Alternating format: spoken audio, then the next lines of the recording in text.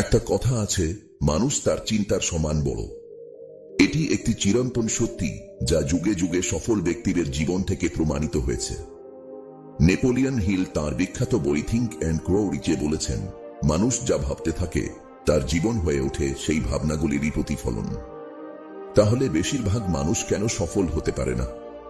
তারা কি চিন্তা করে না, নাকি তারা নিজের সম্ভাবনাকে আবিষ্কার করে না? আজকের গল্পটি আপনাকে সেই প্রশ্নের উত্তর খুঁজতে সাহায্য করবে, তাই গল্পটি শেষ পর্যন্ত শুনুন। আমি হলফ করে বলতে পারি এই ভিডিওটা আপনাকে বদলে দিতে পারে। একবার একটি শহরের রেল স্টেশনে একটি ভিখারি থাকত।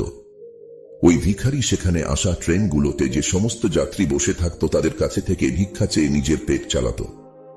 আর একদিন যখন ওই ভিখারি ভিক্ষা চাইতে যায় তখন সে এক স্যুটবুট পরে থাকা একটি ধনী মানুষকে দেখতে পায়। তখন ওই ভিখারি ভাবে, নিশ্চয়ই এই মানুষটি অনেক বেশি ধনী, আর আমি যদি এর কাছে থেকে ভিক্ষা চাই তাহলে আমাকে নিশ্চয়ই অনেক বেশি টাকা ভিক্ষা দেবে। এরপরে ভিখারি ওই ধনী মানুষটার কাছে গিয়ে ভিক্ষা চাওয়া শুরু করে। কিন্তু ভিখারিকে দেখে ওই ধনী মানুষটি বলে, তুমি কি সবসময় মানুষের কাছে থেকে কেবল চাও? কখনো কি তুমি কাউকে বিনিময়ে কিছু দিয়েছ? এটা শুনে ভিখারি অবাক হয়ে বলল, সাহেব, আমি তো একজন ভিখারি মাত্র। আমি মানুষের কাছে থেকে ভিক্ষা করে নিজের জীবন চালাই। আমার তেমন ক্ষমতা কোথায় যে আমি কাউকে কিছু দিতে পারবো? এরপরে ওই ধনী লোকটি বলল, যেহেতু তুমি কাউকে কোনো কিছু দিতে পারবে না তাহলে তোমারও কারো কাছে থেকে কোনো কিছু চাওয়ার অধিকার নেই। আমি একজন ব্যবসায়ী, আর আমি লেনদেনে বিশ্বাস করি। যদি তোমার কাছে আমাকে দেওয়ার মতো কিছু থাকে তাহলে আমি তার পরিবর্তে তোমাকে কিছু দিতে পারি। আর যদি তুমি আমাকে কিছু দিতে না পারো তাহলে আমিও তোমাকে কোন কিছুই দিতে পারবো না। এরপরে ওই ধনী লোকটি ট্রেনে উঠে পড়ে এবং সেখান থেকে চলে যায়। এদিকে ভিখারি বসে বসে ওই বিজনেসম্যানের বলা কথাটি ভাবতে থাকে। ভিখারি ভাবে যে আমি এতদিন পর্যন্ত ভিক্ষা করছি, কিন্তু এমন কথা তো আমাকে আজ পর্যন্ত কেউ বলেনি। যদিও ওই বিজনেসম্যান খারাপ কিছু বলেনি।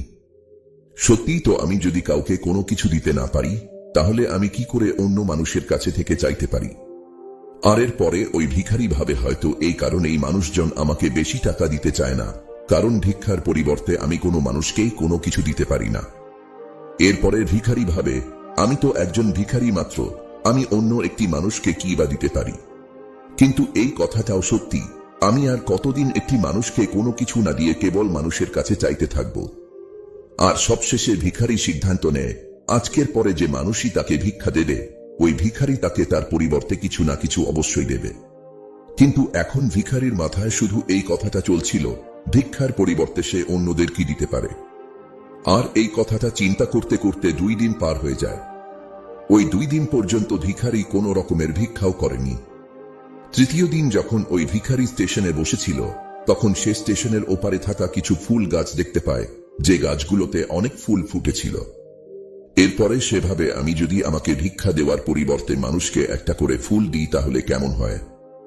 এরপরে ভিখারি সিদ্ধান্ত নেয় যে সে আজ থেকে ভিক্ষার পরিবর্তে একটি করে ফুল দেবে, আর এটা ভেবে ওই ভিখারি কিছু ফুল সেখান থেকে চিড়ে নেয়।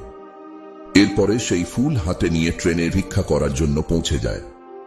যখনই ওই ভিখারিকে কেউ ভিক্ষা দিত ওই ভিখারি সামনের মানুষটিকে একটি ফুল দিত, আর ওই ফুলটা মানুষ খুশি হয়ে নিজের কাছে রেখে দিত। এখন ভিখারি প্রতিদিন ফুল ছিঁড়ে নিয়ে আসত, আর যাদের কাছে থেকে ভিক্ষা নিত তাদেরকে একটা করে ফুল দিয়ে দিত। আর কিছুদিনের মধ্যেই ওই ভিখারি এটা দেখতে পায় যে এখন তাকে অনেক বেশি মানুষ ভিক্ষা দেওয়া শুরু করেছে। যতক্ষণ পর্যন্ত তার কাছে ফুল থাকত ততক্ষণ পর্যন্ত মানুষ তাকে বেশি বেশি ভিক্ষা দিত। কিন্তু যখনই ফুল শেষ হয়ে যেত তখন তাকে আর কেউ তেমন ভিক্ষা দিত না। আর এভাবেই প্রতিদিন চলতে থাকে। আর একদিন যখন ওই ভিখারি ভিক্ষা করার জন্য ট্রেনে ওঠে তখন ওই ভিখারি দেখতে পায় সেই বিজনেসম্যানটা ট্রেনে বসে আছে, যার কারণে সে আজ ভিক্ষার পরিবর্তে মানুষকে ফুল দেওয়া শুরু করেছে। এরপরে ওই ভিখারি দ্রুত ওই বিজনেসম্যানের কাছে পৌঁছে যায় আর বলে, আজ আমার কাছে আপনাকে দেওয়ার জন্য কিছু আছে। আপনি যদি আমাকে ভিক্ষা দেন তাহলে এর পরিবর্তে আমি আপনাকে কয়েকটা ফুল দেব। এরপরে ওই বিজনেসম্যান ওই ভিখারিকে কিছু টাকা দেয়, আর ওই ভিখারি কিছু ফুল ওই বিজনেসম্যানকে দিয়ে দেয়। ওই বিজনেসম্যানের কাছে ভিখারির এই বুদ্ধিটা খুবই ভালো লাগে, তাই তিনি বলেন, আজ তো তুমিও আমার মতো একটি বিজনেসম্যান হয়ে গেছো। এটা বলার পরেই ফুল নিয়ে ওই বিজনেসম্যান স্টেশনে নেমে পড়ে এবং সেখান থেকে চলে যায়। এদিকে আরো একবার ওই বিজনেসম্যানের বলা কথায় ওই ভিখারি আবার চিন্তা করতে শুরু করে। ওই ভিখারি ভাবে যে আমি কি করে বিজনেসম্যান হতে পারি। অনেক ভাবার পরে ওই ভিখারি বুঝতে পারে এখন সেও জীবনে সফল হতে পারবে, কারণ এখন সেও সফলতার রহস্যটা জেনে গেছে। এরপরে ভিখারি ট্রেন থেকে নেমে পড়ে আর জোরে চিৎকার করে আকাশের দিকে তাকিয়ে বলতে থাকে, আমি কোনো ভিখারি নই, আমি হলাম একটি ব্যবসায়ী। আমিও ওই ধনী বিজনেসম্যানের মতো হতে পারবো, আমিও ধনী হতে পারবো। আর যখন চিৎকার করে ভিখারি এই সমস্ত কথা বলছিল, চারপাশের লোকজন ওই ভিখারিকে দেখে ভাবছিল হয়তো সে পাগল হয়ে গেছে। আর পরের দিন থেকে ওই ভিখারিকে স্টেশনে আর দেখতে পাওয়া যায়নি। 6 মাস পরে ওই স্টেশনে দুইজন স্যুটবুট পরা মানুষ যাত্রা শুরু করে। দুজনেই একে অপরের দিকে তাকায় এবং একে অপরের সঙ্গে হাত মেলায়। প্রথম ব্যক্তিটা বলল, আপনি কি আমাকে চিনতে পারছেন? দ্বিতীয় ব্যক্তিটা বলল, জি না, আমি আপনাকে চিনতে পারিনি। আমার মনে হয় আমি আপনার সঙ্গে প্রথমবার দেখা করছি। তখন প্রথম ব্যক্তিটি একটু হাসেন আর বলেন, আমাদের এর আগে 2 বার এই ট্রেনেই দেখা হয়েছে। আমি হলাম সেই ভিখারি যাকে আপনি প্রথম সাক্ষাতে বলেছিলেন যে আমাকে জীবনে কি করতে হবে। আর দ্বিতীয়বার যখন দেখা হয়েছিল তখন আপনি আমাকে বলেছিলেন যে আমি আসলে কে। এরপরে দ্বিতীয় ব্যক্তিটিও হেসে ফেলেন আর অবাক হয়ে বলেন, মনে পড়েছে, তুমি তো সেই ভিখারি যাকে আমি একবার ভিক্ষা দিতে মানা করেছিলাম।